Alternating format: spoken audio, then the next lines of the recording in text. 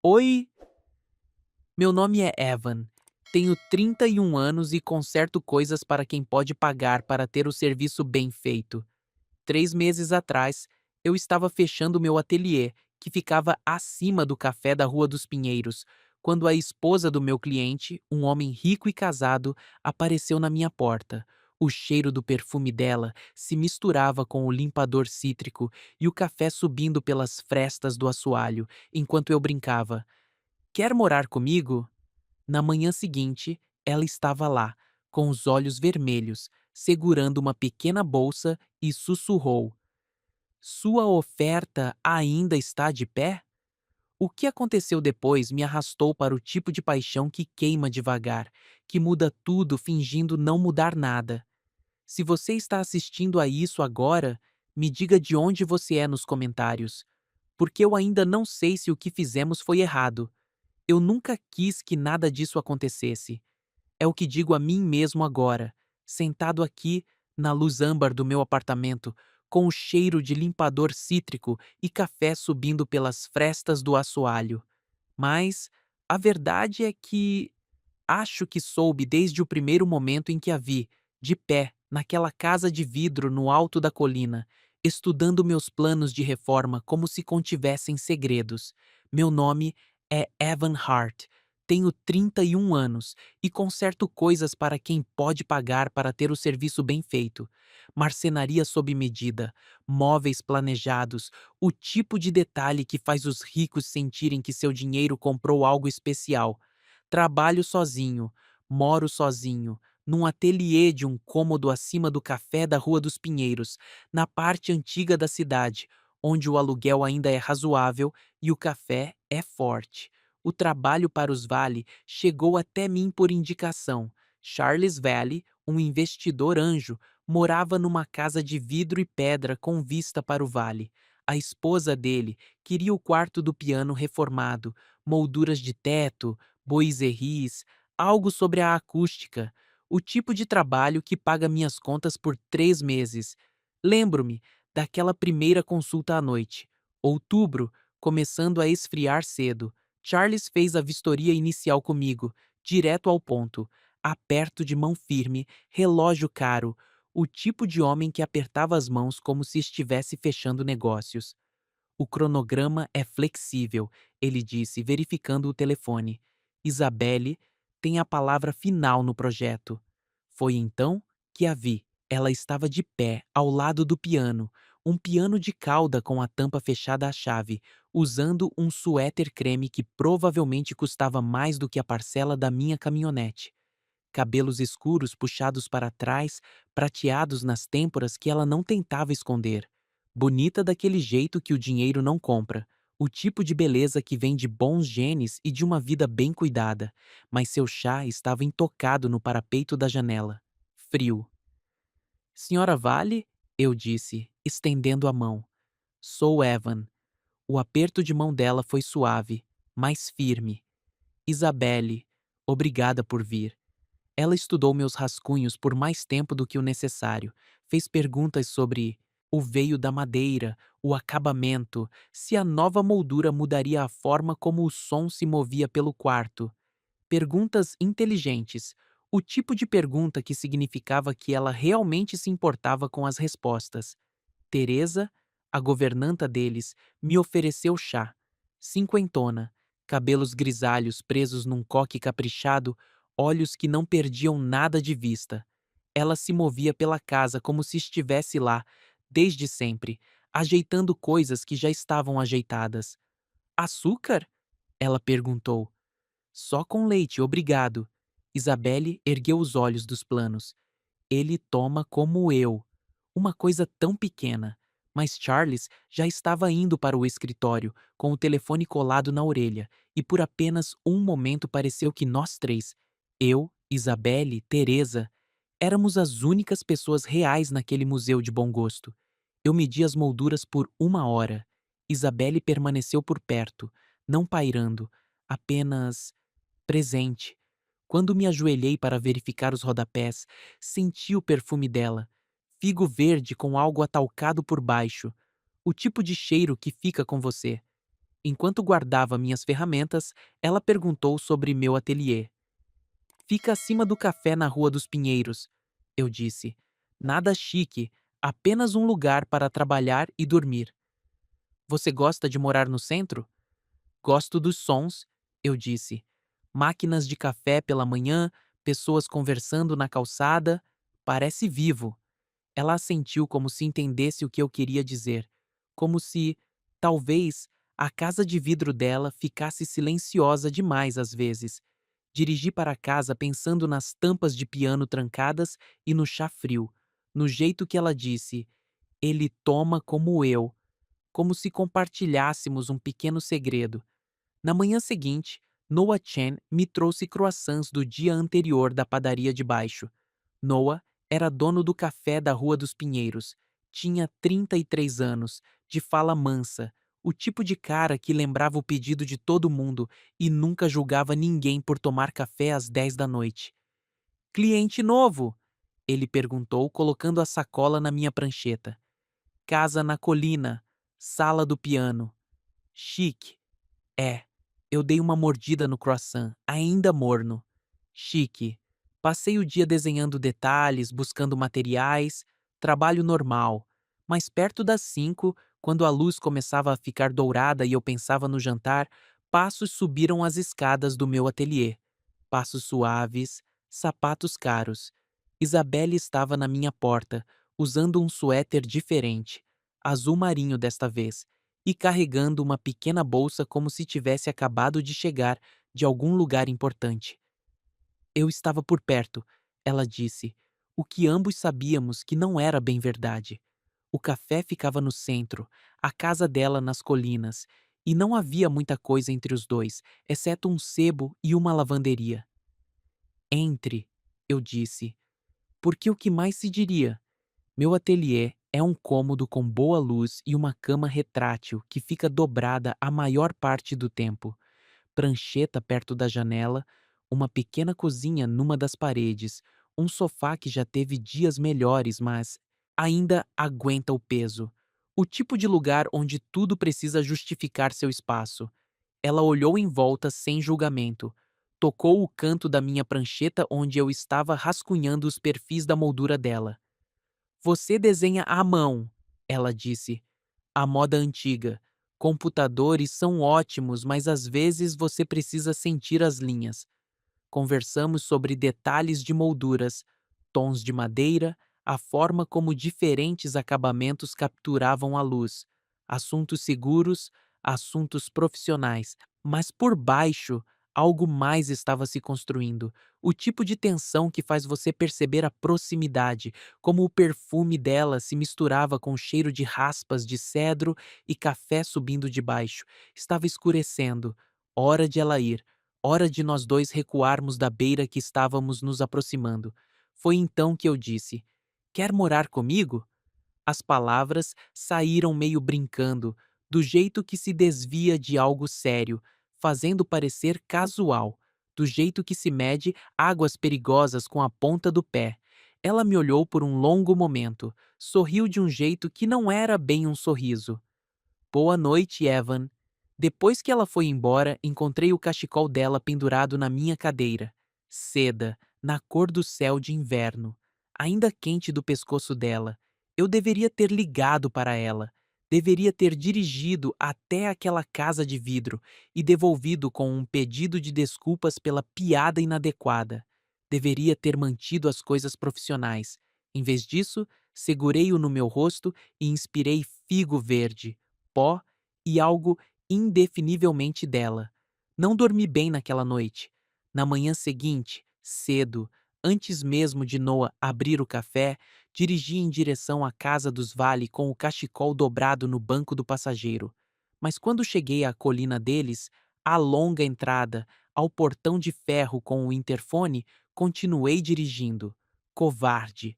Dei a volta para o centro, estacionei atrás do café, subi as escadas dos fundos para o meu ateliê. Preparei um café com as mãos tremendo e disse a mim mesmo que estava sendo ridículo. Um comentário inadequado, um cachecol esquecido, nada para perder o sono. Às 8h12 da manhã, Isabelle estava na minha porta. Os olhos dela estavam vermelhos. Não vermelhos de chorar, mas vermelhos de cansaço. Do tipo que vem de tanto olhar para o teto a noite toda. Sua oferta ainda está de pé? Ela perguntou. Eu recuei. Ela entrou. Fechei a porta e coloquei a chaleira no fogo, porque é isso que se faz quando alguém aparece na sua porta parecendo que andou a noite toda. Você está bem? Não sei. Ela sentou no meu sofá, ainda usando as roupas de ontem. Acho que não estou bem há muito tempo. Fiz chá. Earl Grey, o único que eu tinha. Sentamos em pontas opostas do sofá e definimos as regras sem realmente discuti-las. Visitas apenas durante o dia, sem ficar depois do pôr do sol, sem toque, sem perguntas que ela não quisesse responder. Só preciso de um lugar para respirar, ela disse. Você pode respirar aqui. Ela se encolheu no canto do meu sofá e fechou os olhos. Em 10 minutos, estava dormindo. Trabalhei em silêncio, desenhando e medindo enquanto ela cochilava. O piano do estúdio de dança ao lado filtrava pelas paredes, escalas abafadas e melodias meio esquecidas. O tipo de música que faz você pensar em coisas que perdeu. Perto das 4, ela se mexeu. Esticou-se como um gato. Olhou em volta do meu ateliê como se estivesse lembrando onde estava. Eu deveria ir. Certo. Ela dobrou o cobertor que eu tinha colocado sobre as pernas dela, deixou-o arrumado e preciso sobre a almofada do sofá. Então, pegou o cachecol de onde eu o pendurara nas costas da minha cadeira e o colocou sobre o meu banco de prancheta. Deliberado, intencional. Obrigado, ela disse. Depois que ela foi embora, fiquei 1 hora olhando para aquele cachecol. Seda contra madeira de pinho, dinheiro contra suor e trabalho, tudo o que não deveria combinar, mas de alguma forma combinava. Naquela noite, Noah fechou o café e passou no meu ateliê com uma sopa que sobrou. Você tem companhia? Ele perguntou, acenando para as 2 canecas na minha pia. Temporária, eu disse. Ele não insistiu. Era o jeito de Noah. Ele via tudo, não julgava nada, falava apenas quando as palavras eram necessárias. Mas eu o peguei me olhando diferente, do jeito que se olha para alguém que está mais perto da beira de um abismo do que imagina. Os dias seguintes entraram num ritmo. Isabelle chegava depois do almoço, às vezes com um doce que não conseguiu terminar. Às vezes, com nada além de um pedido de desculpas por aparecer de novo. Fazíamos chá, sentávamos em pontas opostas do sofá, conversávamos sobre coisas seguras, música, livros, o jeito que a luz da tarde se movia pelos telhados do centro. Ela me contou que costumava tocar piano, nível de concerto, antes da faculdade, antes do casamento, antes que a vida dela se tornasse uma série de eventos beneficentes e reuniões de conselho. Por que você parou? Charles não gosta do som. Diz que se espalha demais.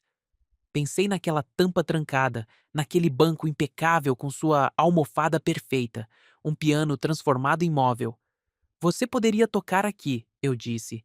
O estúdio ao lado tem um piano vertical antigo. Tenho certeza que eles te deixariam. Não. Rápido. Definitivo. Isso é suficiente. Apenas isso. O isso éramos nós, sentados a 1 metro de distância num sofá de segunda mão, compartilhando chá e conversas cautelosas enquanto a chuva tamborilava no toldo do café lá embaixo. Nada inadequado, nada que viraria manchete ou destruiria casamentos, mas parecia mais íntimo do que qualquer coisa que eu já havia experimentado. A sexta-feira veio com chuva de verdade, daquelas que começam cedo e se comprometem a durar o dia todo. Eu deveria fazer uma visita à obra na Casa dos Vale, revisar medidas, conversar sobre o cronograma com Charles. Quando apareci com minhas calças jeans de trabalho, sujas de tinta, bem usadas, autênticas, a sobrancelha de Charles se ergueu o suficiente para me lembrar de que lado da linha de classe social eu vivia. O cronograma está bom, eu disse, revisando minhas anotações. As molduras devem estar prontas na próxima semana. Excelente! Ele assinou uma fatura sem olhar o valor. Troco para ele, aluguel para mim. Teresa apareceu enquanto eu estava saindo. Me entregou um pedaço de papel toalha para as mãos como se estivesse me ajudando a me limpar para receber visita. Obrigado, eu disse. Ela assentiu uma vez. Uma compreensão silenciosa passou entre nós. Teresa via tudo naquela casa. O chá frio, o piano trancado, a distância cuidadosa entre marido e mulher.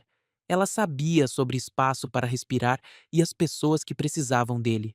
Naquela noite, quando a chuva prendeu Isabelle no meu ateliê, para além do seu horário de partida habitual, ouvimos as escalas do piano vazando pela parede e compartilhamos minha jaqueta quando o aquecimento ligou tarde.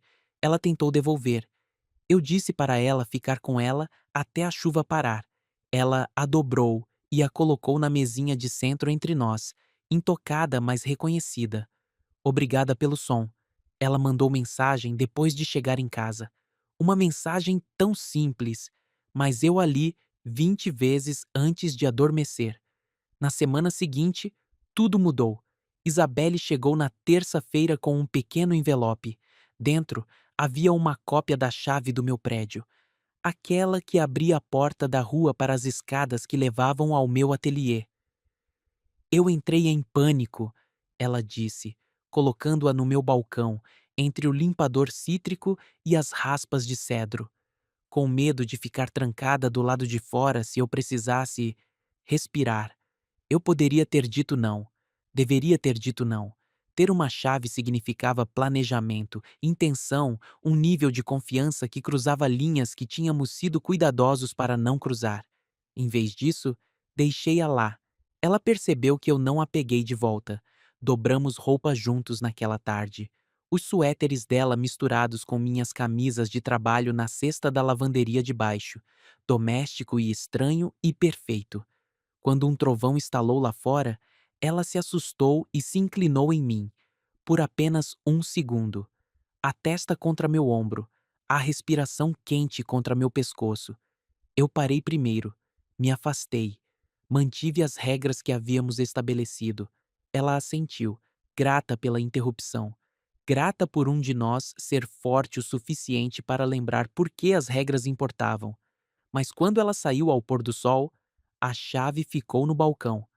Naquela noite, Charles apareceu no meu ateliê, sem aviso, sem hora marcada, apenas passos nas escadas e uma batida na minha porta. Charles, eu disse, abrindo. Está tudo bem? Pensei em dar uma olhada no seu espaço, ver onde a mágica acontece. Acontece que Isabelle estava no meu banheiro, escondida atrás de uma porta que não fechava direito, provavelmente prendendo a respiração enquanto o marido dela estava a quase 1 metro de distância examinando minhas amostras de azulejo.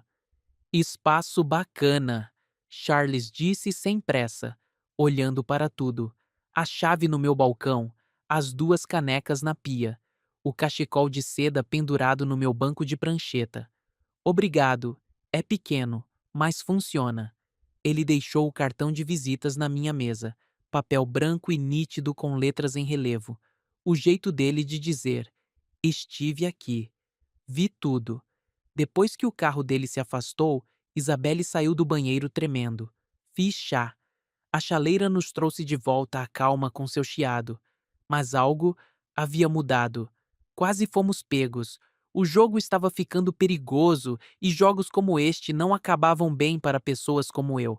Na manhã seguinte, Lila me mandou uma mensagem de um número desconhecido. Precisamos conversar. Lila me esperava numa mesa de canto no café depois do fechamento, ainda usando suas roupas de tribunal. Blazer azul marinho, pérolas, a armadura do dinheiro antigo. Irmã de Isabelle, mas mais dura nas bordas. O tipo de mulher que aprendeu a proteger o que importava vendo as ameaças antes que se materializassem. É você, ela disse sem rodeios. Sou eu. Noah nos deixou sozinhos, desapareceu nos fundos com as planilhas de estoque e a sabedoria de se fazer escasso. A máquina de café expresso sibilava suavemente no silêncio. Você sabe o que custa uma manchete? Lila perguntou. Não, senhora. Tudo. Ela se inclinou para a frente. Isabelle participa de 4 conselhos. Charles financia campanhas políticas. Uma foto, um boato, um ex-funcionário amargurado com uma história para vender e tudo acaba. Não apenas para ela, mas para todos que dependem do nome deles limpo. Eu assenti. Já imaginava. Dito isso, a voz de Lila suavizou. Ela teve cor nas bochechas pela primeira vez em anos. Ela volta a cantarolar. Teresa percebeu. Não é o que você está pensando. Eu sei exatamente o que é. Lila me estudou com olhos como os da irmã, mas mais afiados. Você está dando a ela algo que Charles nunca pôde: permissão para ser humana. A questão é se você é inteligente o suficiente para não pedir mais. Não estou pedindo nada. Você não precisa pedir. Ela já está dando. Lila se levantou para ir, então se virou de volta. Se você a machucar, eu acabo com você. Mas ela fez uma pausa. Obrigado pela cor dela. Depois que ela saiu, sentei no café escuro, cercado pelo cheiro de grãos de café e possibilidades. Lá fora, a Rua dos Pinheiros estava silenciosa, exceto por um carro ocasional e o zumbido suave das luzes da rua que se acendiam. Eu tinha sido ingênuo em pensar que éramos invisíveis. Numa cidade desse tamanho, todo mundo sabia da vida de todo mundo.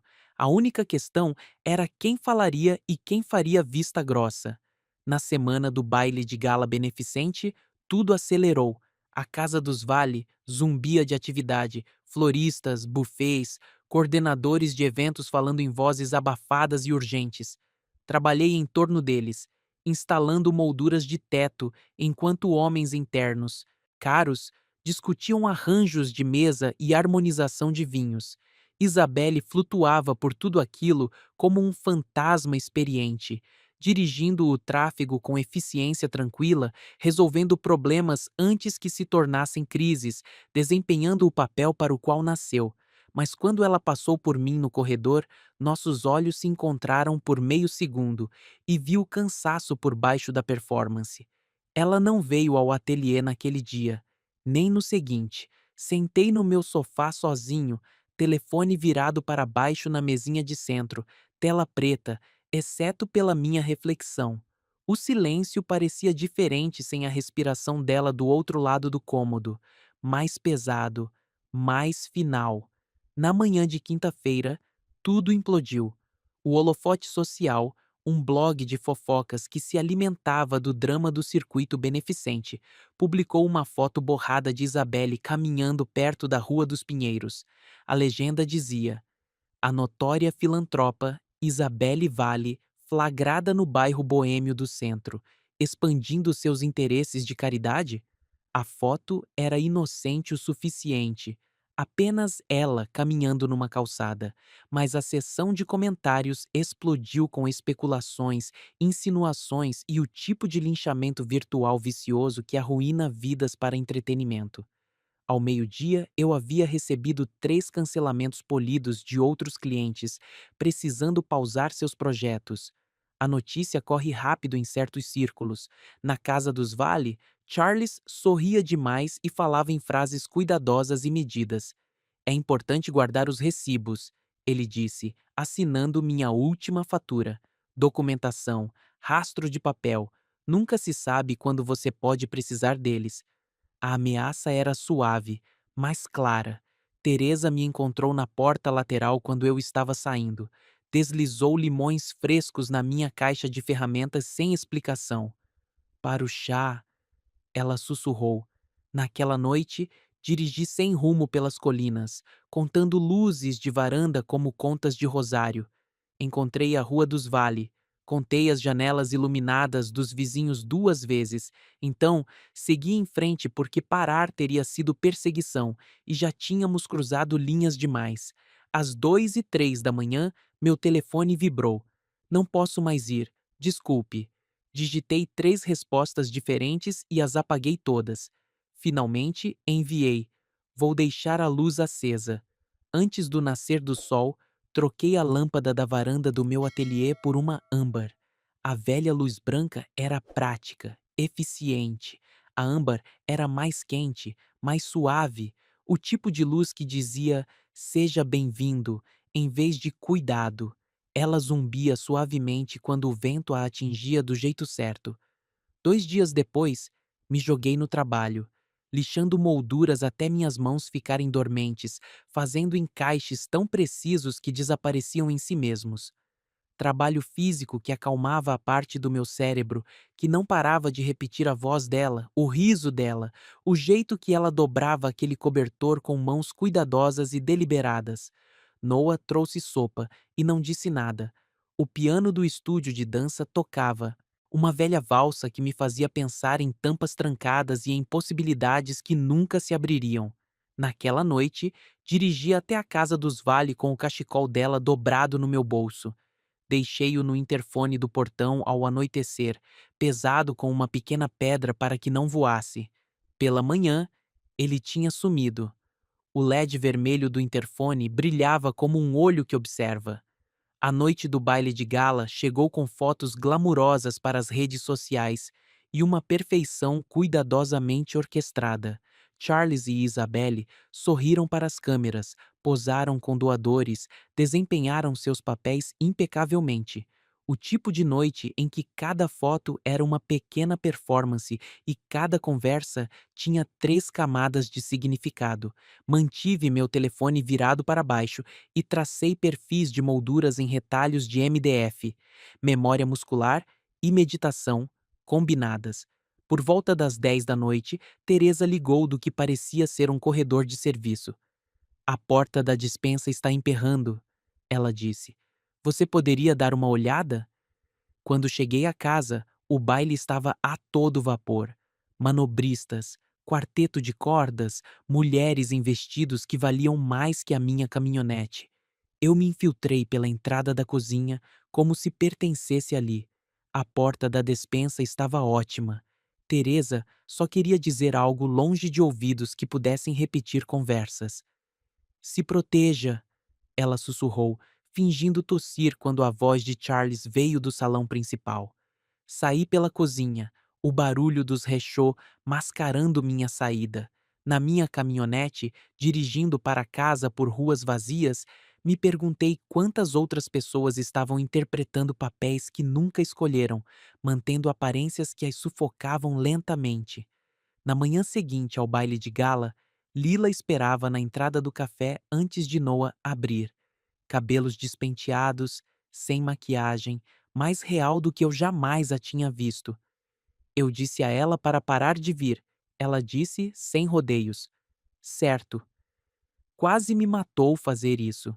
Mas Charles está fazendo perguntas, e perguntas viram investigações, e investigações viram manchetes. Ela olhou para a janela do meu ateliê. Você consegue sobreviver sendo apenas a luz da varanda? O lugar onde ela sabe que poderia ir, mas não vai? Pensei nisso. Pensei mesmo. É, eu disse. Acho que consigo. Bom, Lila apertou minha mão uma vez.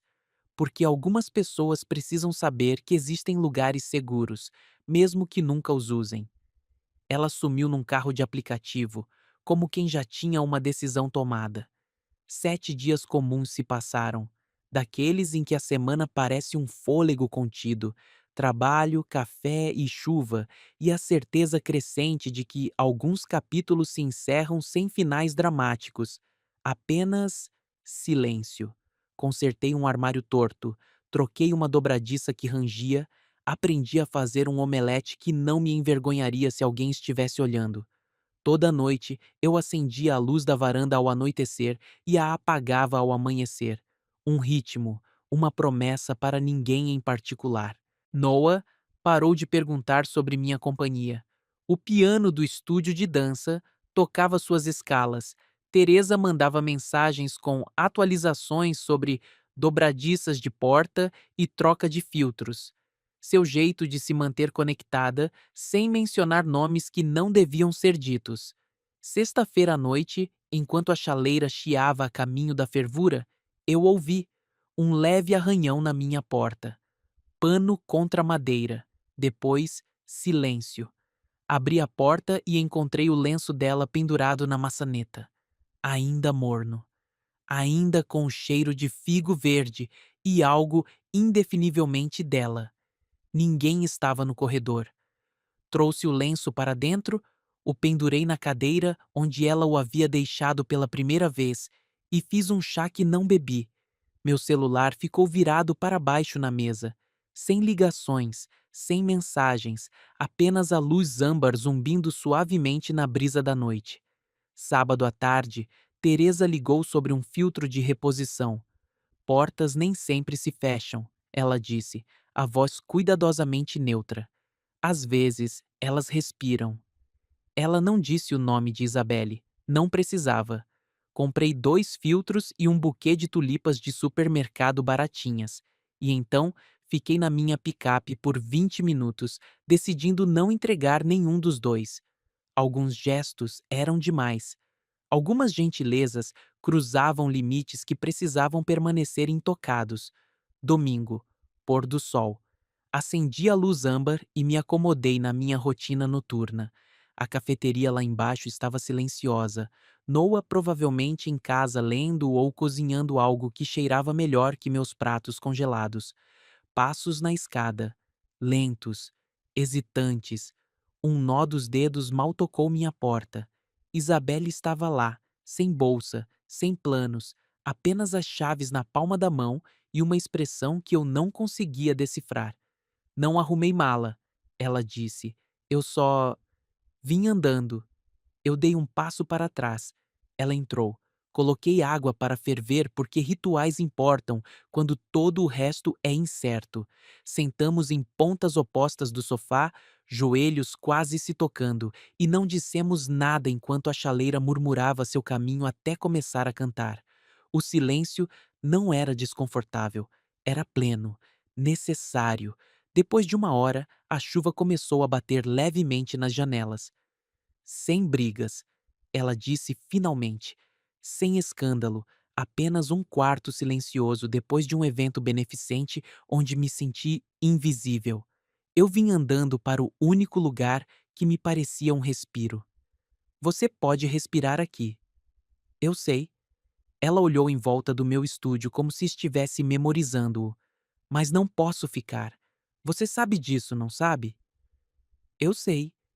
Discutimos as regras novamente. Saídas diurnas, sem segredos que pudessem machucar pessoas, sem toques, exceto os que impediam o pânico de vencer. Ela viu o lenço devolvido, sorriu de um jeito que alcançou os olhos dela. Eu o mantive no meu casaco por semanas, ela disse, como um talismã. Ofereci o sofá, a manta, a ilusão de uma domesticidade normal.